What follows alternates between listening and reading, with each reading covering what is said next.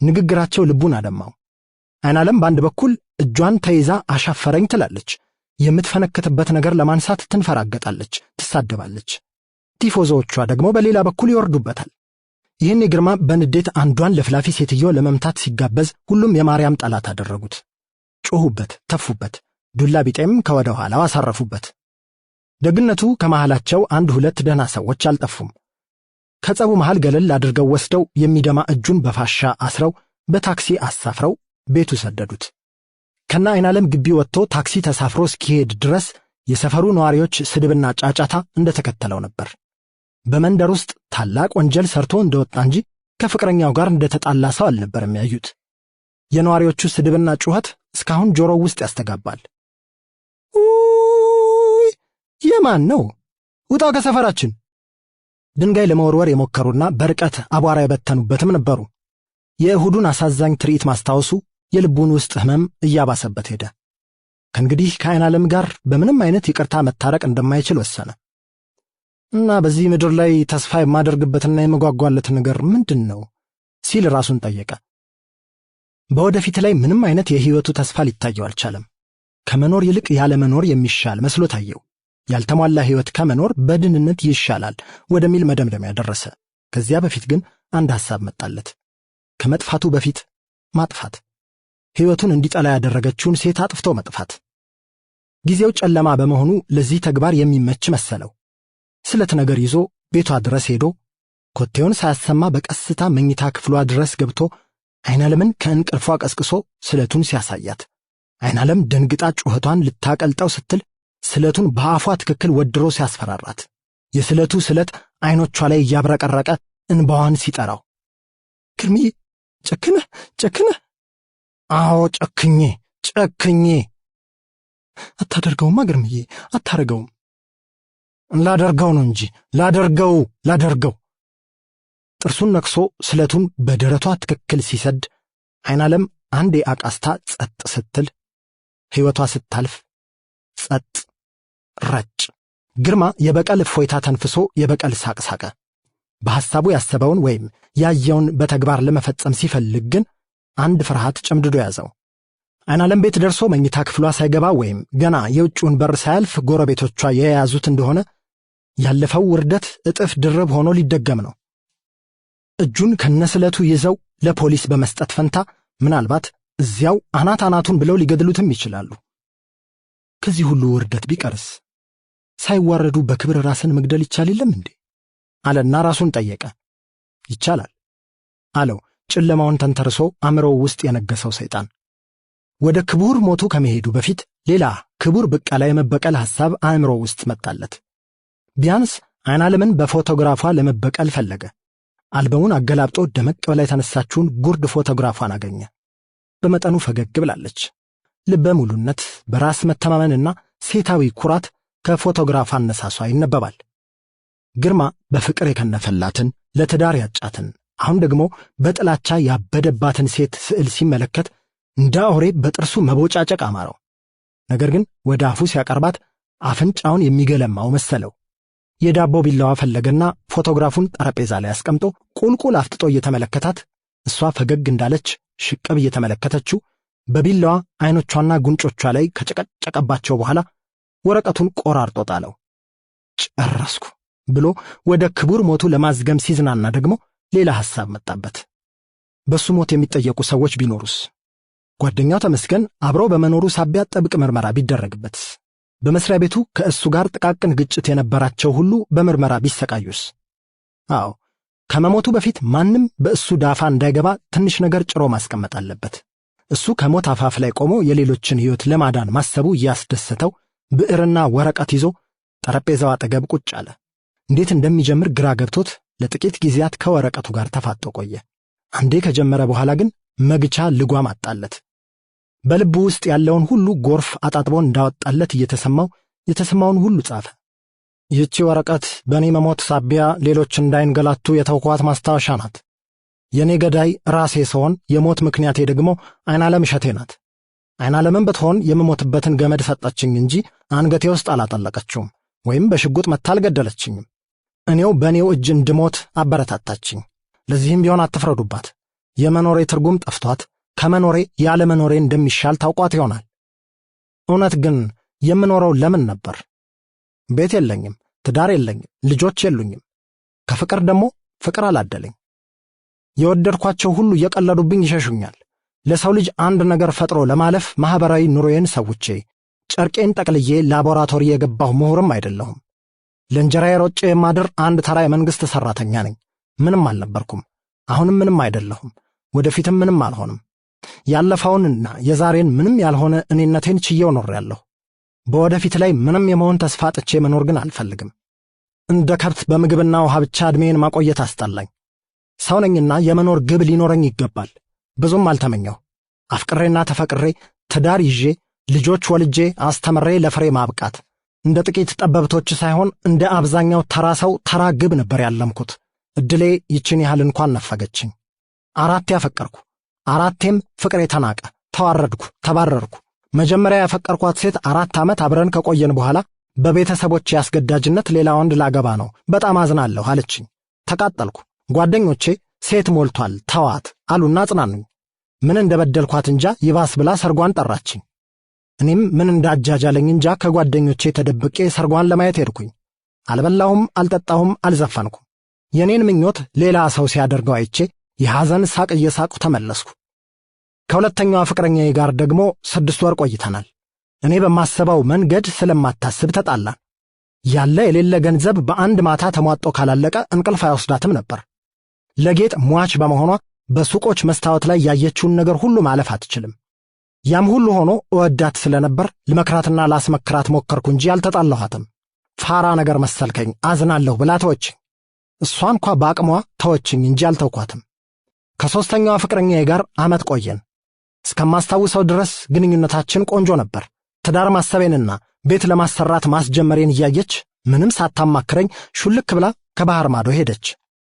ምን በደልኳት አልኳቸው የሚያውቃትን ሰዎች። አይ አንተ እኮ ድሮም እንዲያው ደከምክ እንጂ እሷ እዚህ ሀገር መኖር አትፈልግም ነበር አሉኝ። አሁንም ተናድጄ ዝም። የይቅርታ ደብዳቤ እንኳን አልጻፈችልኝም። በስተመጨረሻ አይናለም እሸቴን ወደድኩ። በእርግጥም ወደድኳት። ከልቧ ሴት ናት። በልቤ ለትዳር አጨኋት። ያ የተጀመረ ቤት ማለቅ ነበረበት። እሱ የማያልቀው ለካ የትዳሩ ነገር እንደማይሳካልኝ አውቆ ነው። ግድ የለም መኖሪያዬ ሳይሆን መቃብሬ ይሆናል። አንድ ለፍቅርና ለትዳር ያልታደለ ምስኪን በጅምር ቤት ውስጥ ተቀበረ የሚለው ዜና የብዙ ሰዎችን ጆሮ ሊስብ ይችል ይሆናል። ምስኪን ትለኝ ነበር እኮ አይናለም አንዳንዴ በጨዋታችን መሃል። ለካስ አንድ ቀን በላዬ ላይ 2 ወንድ አጋድላ እኔንም አቃጥላ እንደምትገለኝ ቀደም ብላ ታውቅ ነበር። እንግዲህ በዚህ ዓለም ላይ ለሴቶች መጫወቻ አሻንጉሊት ሆኖ የተፈጠረ ወንድ እንደኔ ማን አለ? የሚሉትን መሆኔና የሚፈልጉትን ጎንበስ ቀና ብዬ መፈጸሜ ወንጀል ካልሆነ በቀር እኔ ሴቶችን በድዬ አላውቅም። መውደዴ ከልብ ማፍቀሬ እንድጠላና እንድናቅ የሚያደርገኝ ለምን እንደሆነ አይገባኝም። አዎ ከ4 በላይ መሞከር ጅልነት ነው። ያደለው በአንዴ ተቀላጥፎ ይጨርሳል። ይበቃኛል። የበደሉኝ ሁሉ በደላቸውን ይቅር እንዲላቸው ይሄው እኔ ቀድሜ ሞትኩላቸው። ሳልበድል ተበድዬ የሞትኩ ምስኪን ነኝ። ነገር ግን ገዳዮቼ ሁሉ ሲባጎ እየገመዱ አቀበሉኝ እንጂ የሞት ፍርድ አልፈረዱብኝም። የፈረድኩት እኔው ነኝ፣ የሞትኩትም እኔው ነኝ። ግርማ የጻፈውን ነገር ለራሱ መልሶ አነበበው። ጥሩ ነው። ሆኖም አንድ ከልቡ ያልደረሰለት ነገር አለ። 2 መስመርም ብትሆን ለአይናለም ለብቻዋ ልጽፍላት ይገባል የሚል ሐሳብ መጣለት። በተለይ ለአይናለም ስላንቺ ኃጢአት ሞቻለሁ። ምድሪቷን በኃጢአትሽ እየተጨማለቅሽ እንድትቦርቂባት ለቅቄልሽ ሄጃለሁ። ግርምዬ ምስኪን ስትይኝ የነበረው አሁን ነው በደንብ የተሰማኝ።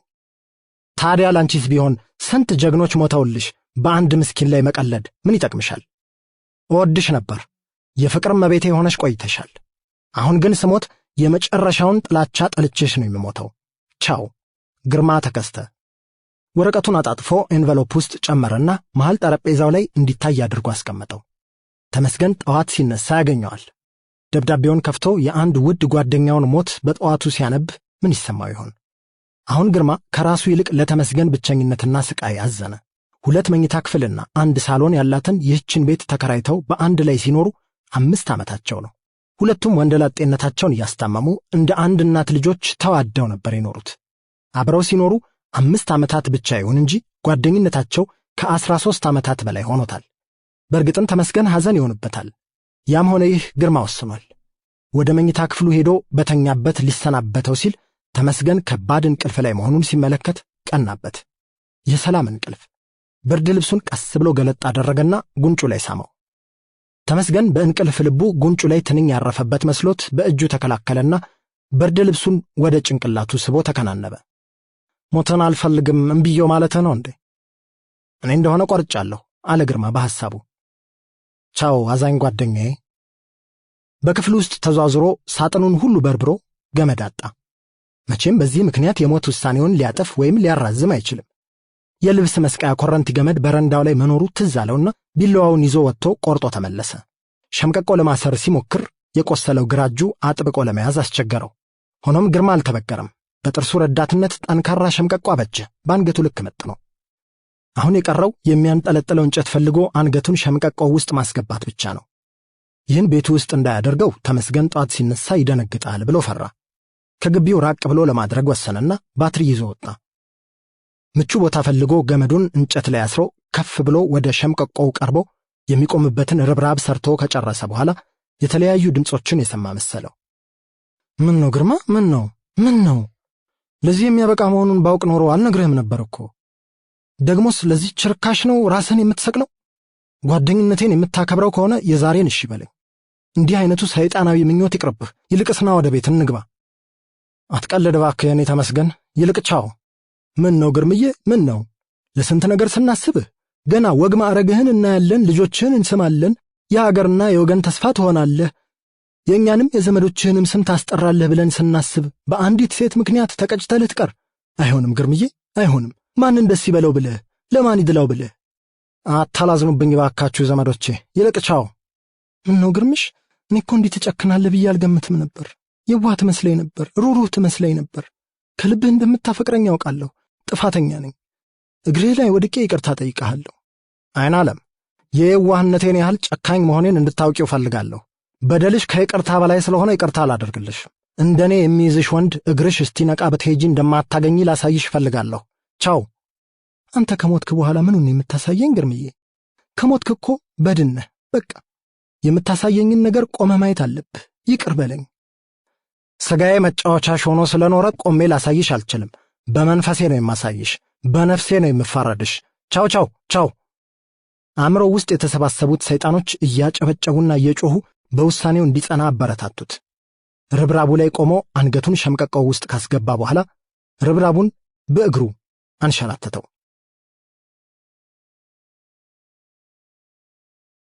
ሽንት ቤታቸው የሞላ አንድ የመንደሩ አሮጊት በጠዋት ወፍ ሳይንጫጫ የግብር ውሃ ይዘው ከአጥራቸው አለፍ ብለው ሜዳው ላይ ቁጭ ከማለታቸው ለዓይናቸው የሚዘገንን ነገር ተመለከቱ። የግርማ ሬሳ አንገቱን አዘን ብሎ ግንዱ ላይ ይወዛወዛል። ውይ ቤዛይቷ ማርያም! ውይ!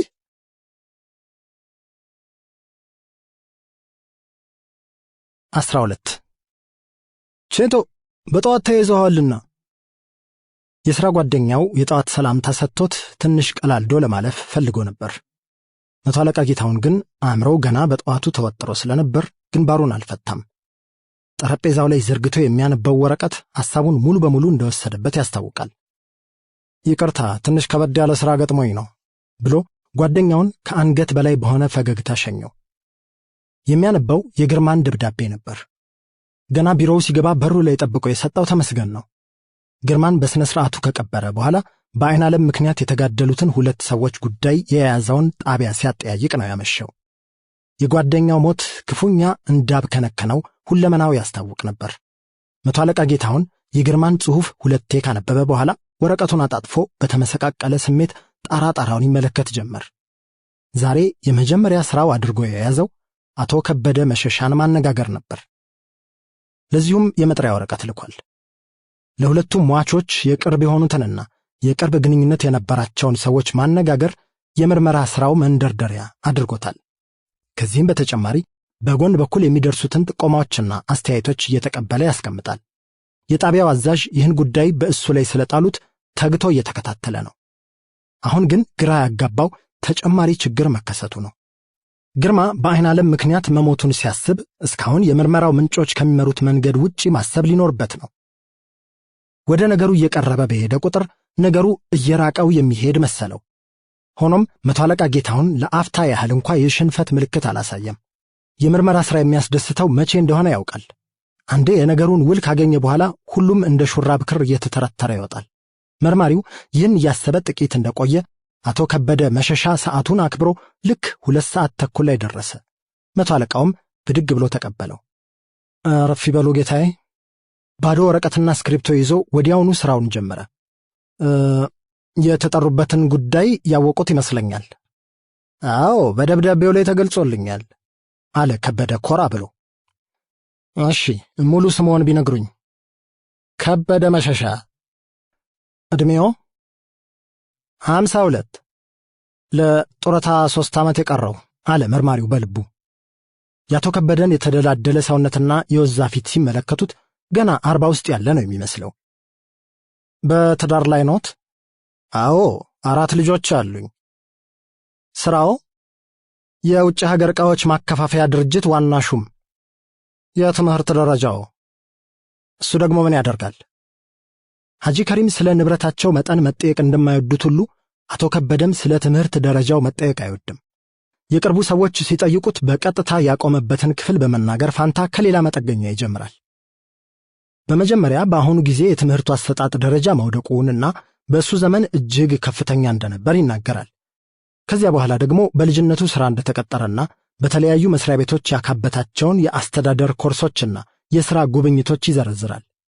በመጨረሻ ጠያቂው የሚያፋጥጠው ከሆነ ትምህርት ያቋረጠበትን ክፍል ይናገራል። በፍርሃት ወይም በይሉኝታ ዝም ካሉት ግን እሱም አስፈላጊ ያለመሆኑን አምኖበት በዝምታ ይዘጋዋል።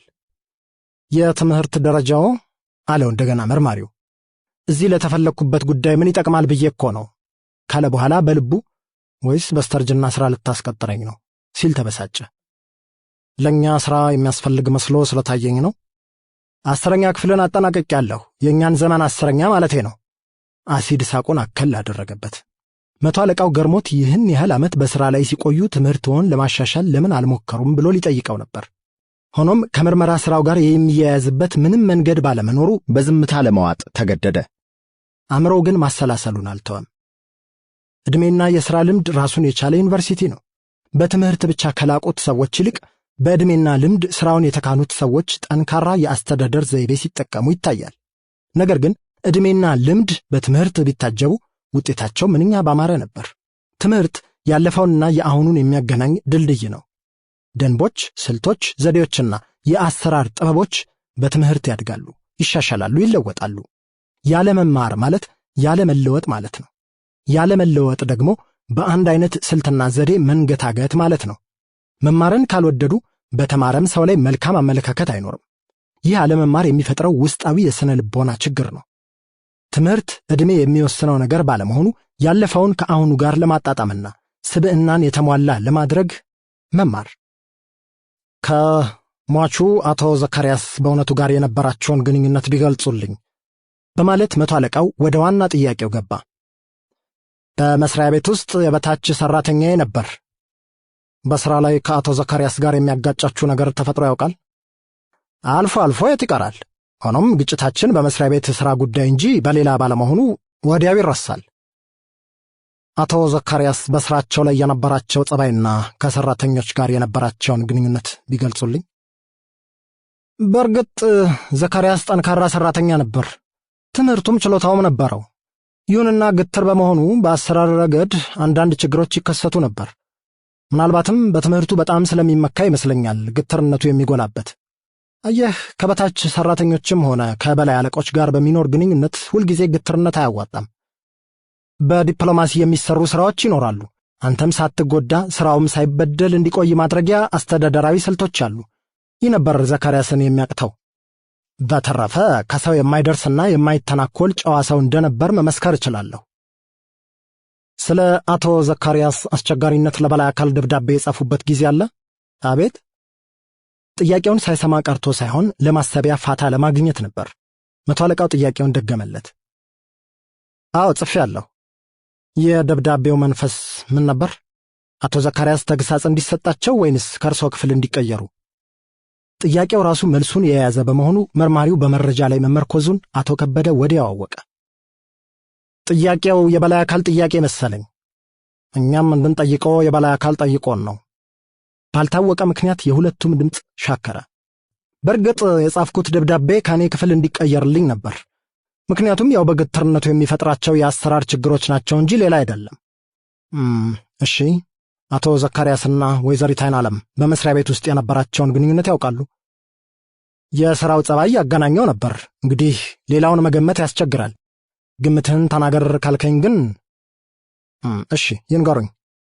እኔ እንደምገምተው አሁን ከሚወራው ወሬ ጋር አዛምጄ እንደገባኝ የሥራው ቅርበት በፈጠረው መቀራረብ ሳቢያ ዘካርያስ አይናለምን ሊያፈቅራት የቻለ ይመስለኛል። እሷ ግን በሴትነቷ እንዳፈቀራት ላይገባት ይችላል እና ፍቅሩ ተዳፍኖ ይቆያል። ከዚህ ጋር ተያይዞ አንድ ሌላ ደንበኛችንም አይናለምን አፍቅሯት እንደነበር ይነገራል። እንግዲህ አይናለም ሳታስበው ለሁለቱ ሟቾች መገዳደል ምክንያት ሆናለች ማለት ነው። ስገምተው ይህ ይመስለኛል ሚስጥሩ። አመሰግናለሁ አቶ ከበደ፣ ሊሄዱ ይችላሉ። አቶ ከበደ ወደ መስሪያ ቤት ሲመለስ አይናለምን ቢሮው በር ላይ ያገኛት። እሱን ውስጥ ጠብቀው ነበር የቆየችው። ሰውነቷ ሁሉ ልውጥውጥ ብሎ ፊቷ ላይ ትካዜ ይነበባል። እንደምን አደርሽ አላት ፊቱን አጨማዶ ወደ ቢሮው እየገባ። እሱ ራሱ ፖሊስ ጣቢያ ሄዶ ቃሉን በመስጠቱ ተናዶ ስለነበር የአይናለምን ለውጥ አላጤንም። የተናደደበትን ጉዳይ እሷ ላይ ሊተነፍስ ስለሚችል በሩ ላይ ሲያገኛት ደስ ብሎታል። ለሰላምታው ምላሽ እጅ ነስታ ተከትለው ቢሮው ውስጥ ገባችና ቆመች። ትላንት ሥራ የገባሽ አልመሰለኝም፣ ምን ነው አላት ወደ እሷ ሳይሆን ጠረጴዛው ላይ ተበታትነው ወደ ተቀመጡት ወረቀቶች እየተመለከተ። አዎ አልገባሁም፣ ያጋጠመኝን ችግር ምናልባት ሳይሰሙት አልቀሩም ብዬ ነው አለችና የእንግዳ ወንበሩን ስባ ተቀመጠች። በከተማው ውስጥ የተደረገ ነገር ሁሉ ከደላላው ጆሮ ስለማያመልጥ አቶ ከበደም ከደላላው ሊሰማ ይችላል በሚል ግምት ነው የተናገረችው። ይህም ካልሆነ ትላንት ማታ በየመሸታው ቤት ሰምቶ ይሆናል የሚል እምነት ይዛለች። ምንጊዜም በመስሪያ ቤት ውስጥም ሆነው በውጭ የተደረጉ ነገሮችን አቀነባብሮ ከአቶ ከበደ ጆሮ የሚያደርሰው ደላላው አቶ አዛገ በነበሩ ነው። ከመላመድ ብዛት አንዱ የሥራው ክፍል አድርጎ ወስዶታል። ምንድን ነው? ምንም የሰማሁት ነገር የለም አላት ከደላላው የሰማውን ነገር በእሷ አፍ እንዲደገምለት ፈልጎ። 2 ዓመት አብሮኝ የቆየ ፍቅረኛዬ ራሱን በራሱ ገድሏል። ታዲያ ለቅሶ መድረስ ነበረብኛ። አንቺ እዚህ ድረስ መምጣት አልነበረብሽም። የለም ለቅሶ አልተቀመጥኩም። እንኳንስ ለቅሶ መቀመጥ ቀብሩ ላይ መገኘትም አልተፈቀደልኝም። ምነው? ለምን? ለሞቱ ምክንያት ያደረገው እኔን ነው። ስለዚህ ቀብሩ ላይ ብገኝ የዘመዶቹ ዓይን እንደሚገለኝ ስለማውቅ አልሄድኩም አለች። የደብዳቤው መንፈስ አሁንም አእምሯ ውስጥ እያቃጨለና ልቧን በሐዘን እያኮራመተው። ግርማ ራሱን በራሱ ከመግደሉ በፊት የጻፈውን ደብዳቤ ለአይናለም አምጥቶ ያሳያት ጓደኛው ተመስገን ነበር። መጀመሪያ የግርማን ሬሳ ተንጠልጥሎ ያዩት አሮጊት ውዑታቸውን እያቀለጡ የመንደሩን ሰው ሲቀሳቀሱት ተመስገንም ይነሳል። በመንደር ውስጥ የተፈጠረውን ችግር ለመመልከት በፒጃማው እየሮጠ ሲወጣ የጓደኛውን ሬሳ ይመለከታል። ይሄኔ በድንጋጤና በሐዘን የሚሆነውን ያጣል። ይወድቃል፣ ይነሳል፣ ይጮሃል። ሬሳው ለምርመራ ከሄደ በኋላ በጎረቤቶቹ ተደግፎ ቤቱ ውስጥ ሲገባ ግርማ የጣለለትን ደብዳቤ ያገኛል። ደብዳቤውን ከፍቶ ሲያነበው እንደ እብድ ያደርገዋል። በአይናለም ላይ የነበረው ጥላቻ በጣም ያድግና ሳይውል ሳያድር ደብዳቤውን ወስዶ ሊያሳያት ይወስናል። ልብሱን እንደ ነገሩ ለባብሶ ጸጉሩ እንደተንጨባረረ ደብዳቤውን ይዞ ሲወጣ ጎረቤቶቹ ፈርተው ተከትለውት ነበር። ታክሲ ኮንትራት ይዞ በቀጥታ ወደ አይናለም ቤት ሄደ። አይናለምን ከተኛችበት ቀስቅሶ አይኖቹን አጉረጥርጦ ጥርሶቹን እያንቀጫቀጨ ደብዳቤውን ሲሰጣት በጠዋቱ የምታውቀው ሰይጣን የመጣባት ነበር የመሰላት። በድንጋጤ እየተንቀጠቀጠች ደብዳቤውን አንብባ ጨረሰችና ቀና ብላ ተመስገንን ተመለከተችው። አስተያየቷ የድንጋጤ የመፍዘዝና የጸጸት ስሜት የያዘ ነበር። ሆኖም የተመስገን ቁጡ ፊት ሐዘኗን እንድትገልጽ አላደረጋትም። ጨረስሽ? አላት እንዳፈጠጠ። አዎ ጨረስኩ አለችው ሐዘንና ቁጣ ተደባልቀው ባሻከሩት ድምፅ። ጓደኛዬን ገደልሽው አይደል? እኔ አይደለሁም የገደልኩት፣ የራሱ ከንቱ ጥርጣሬ ነው። ዝም በይ እባክሽ፣ ጉድሽን የማናውቅ እንዳይመስልሽ። 2 ወንዶች አጋደልሽ፣ አሁን ደግሞ ጓደኛዬን 3ኛ ሟች አደረግሽው። ይህ ሁሉ ወንጀልሽ ተደብቆ የሚቀር እንዳይመስልሽ አለና ደብዳቤውን ከእጇ ላይ ነጥቆ ወስዶ ይህን ደብዳቤ ደግሞ ፖሊስ ጣቢያ ወስጄ እሰጣለሁ፣ ለወንጀለኝነትሽ ተጨማሪ ማስረጃ ይሆናል አላት። አነጋገሩ አሳብዷት እሷም ተራዋን ልትጮህበት ነበር። ሆኖም ተመስገን የንዴቱን ከተነፈሰ በኋላ ፋታ ሳይሰጣት ደብዳቤውን ይዞ ተመልሶ ሄደ። አይናለም ለብቻዋ ተከዘች። የግርማ የዋህነት አሳዘናት። ራሱን እስከ መስቀል ይደርሳል ብላ አልገመተችም ነበር። በልቧ አዘነች፣ አለቀሰች። ቀብሩ ላይ ብትገኝ ሐዘንተኛው ሁሉ ቤተክርስቲያን የገባች ውሻ እንደሚያደርጋት በመገመት አርፋ ቤቷ ተቀመጠች። ከመስሪያ ቤቷ ቀርታ ብቻዋን ቤት ውስጥ ስትናደድና ስትተክዟለች። ዛሬ ጠዋት የዓመት ፈቃዷን ለመውሰድ የወሰነችውም ከሰው ዓይን ለመራቅና ለአእምሮዋ እረፍት ለመስጠት ነበር። እንዴ ወንዶቹ በአንቺ ምክንያት የሚሞቱት ለምንድን ነው? አላት አቶ ከበደ መንደርደሪያው ወደሚፈልገው አርዕስት እንዲመራው አድርጎ ጥያቄውን በማቅረብ። ጥያቄው አልገባኝም አለችው አይናለም ተናዳ። ማለቴ ዘካርያስና ቃሲም በአንቺ ምክንያት እንደሞቱ ይነገራል። አሁን ደግሞ ይሄ የምትነግርኝ ፍቅረኛሽ አንቺን ለሞቱ ምክንያት አድርጎ ሲያቀርብ እኔ ምንም የማውቀው ነገር የለም። ሁሉም ነገር ከኔ ቁጥጥር ውጪ ነው። ይገባኛል። የሚያሳዝነውም እኮ አንቺ ሳታውቂላቸው እነሱ ብቻቸውን ውስጡን በፍቅር ማቀው መገዳደላቸው ነው። በነገራችን ላይ እኔም በዚሁ ጉዳይ ላይ ቃሌን እንድሰጥ ተጠርቼ ፖሊስ ጣቢያ ቆይቼ መምጣቴ ነው። መዘዛቸው እኛንም ሥራ አስፈታን። አንቺ ለጣቢያው ግልጽ በሆነ መንገድ ቃልሽን ብትሰጪ እኮ ይሄ ሁሉ ሰው ማድከም አይኖርም ነበር። እንዴት ብዬ? ሁለቱ ሟቾች ያፈቅሩሽ እንደነበርና ባንቺን ምክንያት እንደተጋደሉ ነው። መቼም መወደድሽ ወንጀል ሆኖ ወንጀለኛ አያሰኝሽም። ይልቁንም መወደድሽን መካድሽ በኋላ ወንጀለኛ ሊያደርግሽ ይችላል። አይናለም ምንም ልትመልስ አልቻለችም። የሰለቻት ያንገፈገፋት ሰውነቷን የጨረሰው ይሄው ነገር ነው። አሁን የመጣችው ስለዚህ ጉዳይ ለመነጋገር ሳይሆን የዓመት ረፍቷን ለማስፈቀድ ነው። ካስተያየትም ሆነ ከመልስ ተቆጥባ ዝም አለች። ጣቢያው ውስጥ የሚጠይቁት ጥያቄ ደግሞ ከጉዳዩ ጋር በፍጹም ያልተያያዘና የማያስፈልግ ነው። በሥራ ላይ ከዘካርያስ ጋር የነበረን ግጭትና ከክፍሌ እንዲቀየር ለበላይ አካል ስለጻፍኩት ደብዳቤ ጠየቁኝ። እስቲ አስቢው፣ ሰውየው ራሱን በራሱ ሰቅሎ መግደሉ ወይም ደግሞ ከጠላቱ ጋር መገዳደሉ እየታወቀ ይህን ጥያቄ ምን አመጣው? የተገዳደሉትን ሰዎች ሬሳ እዚያው ጫካ ውስጥ አግኝተዋል። ወንጀሉ በአደባባይ የተፈጸመ ሆኖ ሳለ በምርመራ ሰበብ በየቢሮውና በየጓዳው መግባቱ ሥራ ፈቶ ሥራ ማስፈታት ይመስለኛል። ደሞስ እኔ ከበደ በዘካርያስ ላይ ብቻ ነው እንዴ ወደ በላይ አካል ሪፖርት ያቀረብኩት?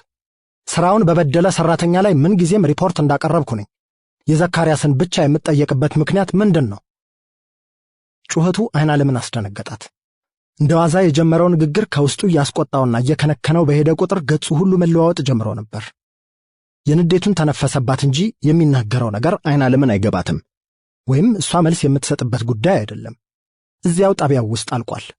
በተጠየቀው መሠረት ቃሉን ሰጥቶ መጥቷል። ለማንኛውም ብሎ በረዥሙ ተንፍሶ ወደ ጠረጴዛው ሲያቀረቅር ንዴቱ ተግ እንዳለለት ገባትና አይናለም የመጣችበትን ጉዳይ ተናገረች። እና እንደነገርኩ ችግር ላይ ስለሆንኩ የዓመት ፈቃዴን ወስጄ መንፈሴን ማሳረፍ እፈልጋለሁ። ይህን ላስፈቅዶት ነው የመጣሁት። አጋጣሚው ደስ አለው። ሰሞኑን አይናለም በገንዘብ ያዥ ቦታዋ ላይ መገኘቷን እሱም የማይፈልግበት ምክንያት ነበረው። እሱ ችግር የለውም፣ የዚህን ዓመት ፈቃድሽን እንድትጠቀሚበት ይጻፍልሻል።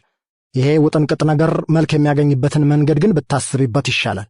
በእናንተ ዳፋ ንጹሕ ሰዎች የሚንገላቱበት ምክንያት የለም አለና ግንባሩን ቋጥሮ ወረቀት ማገላበጥ ጀመረ። አይናለም እጅ ነስታ ወጣች። የፈቃድ ወረቀቱን አውጥታ ለማስፈረም ቢያንስ 2 ቢሮዎች መግባት ነበረባት። የፈራችው ሐሜትና ዘለፋ አልቀረላትም። ከአንዱ ቢሮ ወደ ሌላኛው ስትሄድ የተመለከቷት የመስሪያ ቤቷ ሰዎች አፋቸውን ገጥመው ስለሷ እያወሩ ነበር። ያቺን ጉድ ተመልከታት። ማናት እሷ? አይናለም ናታ። ያቻትልህ 3ኛ ወንድ መግደሏን ሰምተሃል? ምን ትቀልዳለህ? እኔ አልሰማውም። እንዴ ትላንትና 3ኛውን ደገመችው። ለ2 ዓመት አብሯት የቆየ ፍቅረኛዋ ራሱን በራሱ ሰቅሎ አረፈው። በሷ ምክንያት ለመሞቱ ወረቀት ጽፏል አሉ። እግዚኦ! ወንዶቹ ምን ነው አበዱ? እብረት አይደለም፣ ጭኗ ስር አንድ ቅመም ሳይኖር አይቀርም ባይ ነኝ። የሚያጋድል ልዩ ቅመም። አሁንማ ትክ ብዬ ሳያት ከአንቺ ጋር አድሬ ሲነጋ ልሙት ተብሎ የተዘፈነላት አይነት ትመስለኛለች። ተመልከት እስቲ ዳሌዋን፣ ተመልከት የእግሯን ቅርጽ።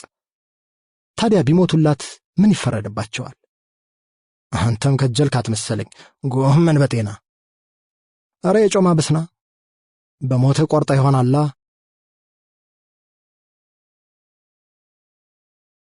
ክፍል 2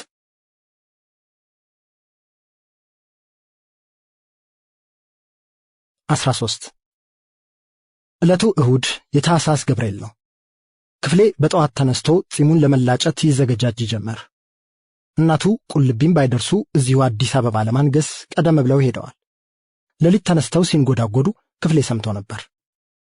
አሁን ጠረጴዛው ላይ ተከድኖ የተቀመጠውን ሳህን ሲመለከት ሌሊት የተነሱት ቁርስ አዘጋጅተው ለመሄድ መሆኑ ገባው። ሳህኑን ሲከፍተው ደግሞ የተዘጋጀው ቁርስ በቅቤ የተላወሰ የቂጣ ፍርፍር ሆኖ አገኘው። ይሄ ቁርስ ታስቦ የተሰራው ለኔ ነው ወይስ ለርግቤ አለ በልቡ። ርግቤ እንደምትመጣ ማታ ነግራቸው ነበር።